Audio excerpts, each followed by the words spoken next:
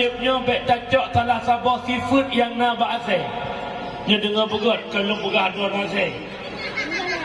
Na padumboh sifat asai yang gak tapi nasabah yang hanagot. Lene ane asai ceh bak sabah ma. Imu pip-pip susu bak manyan. Dimu lam lumung manyan. Ima yang ayang lene ane asainya lam lungki pamanyan. Tetapi begitu raya ane aset tersebut itu mengsikret dulu ibu rupa rap rodara hana tingat balhe ane asetnya tapat lahe bak si Roma hana tingat balhe ane asetnya tapat ipip susu bak manya hana tingat lene ane asetnya lam lumung maji ima-en yu ubud ya kejut umi bek nemu pakai yang meyuh batu taho ngon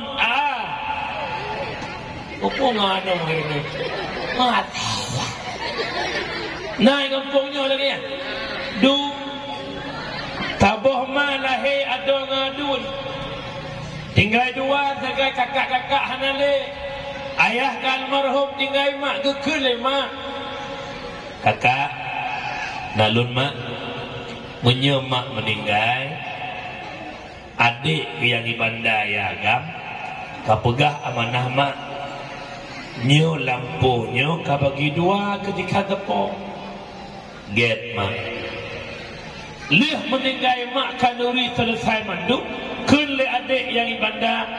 kakak tahu ikut dia baju tepo nak meriah tadron nak meriah talun ikut le kakak dek almarhum mak pernah amanah yang bahawa nyo lampuhnya biu bagi dua tu adik sikan long sikan itu dia ada agam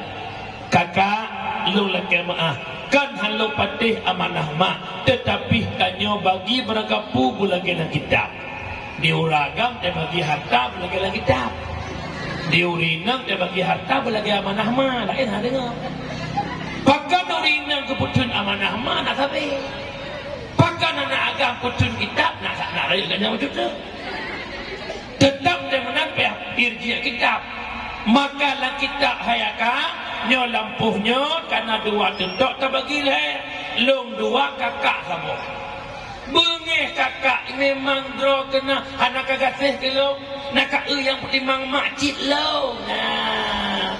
nyau rinang yang pertimang mak dekat meninggal boleh kena le kelinggang kabut kelingkuk kebayar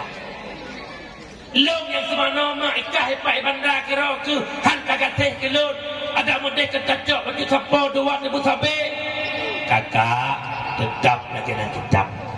menyenyo model kau harda kah kan ada long dunia akhirat bengih ada ironuh pikan kak long dunia akhirat kun le kakak menyemunan mate long bek kawa mate kah hanguja kun ada ilong belagi janji mate long hanguja badron mate dron benijak balung kipan tajak ka mate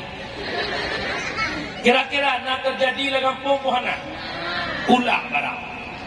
gekubah harta le urang si nak mangat nikmati hidup bek murah-murah gekubah harta le urang si kadang-kadang hanapak dak kerja jut ke modal usaha tetapi jut ke anu kan sayang ke ma kan jateh dia tak mayu hidupnya oi bek pengodro ke saya nampak tapi ini anak kan anak itu kan yang punya anak kan insyaAllah nanti ngau mak taboh mak telah hidumun taboh yang tu nampak manyan bek tanpa kitab dawan nanti ngau mi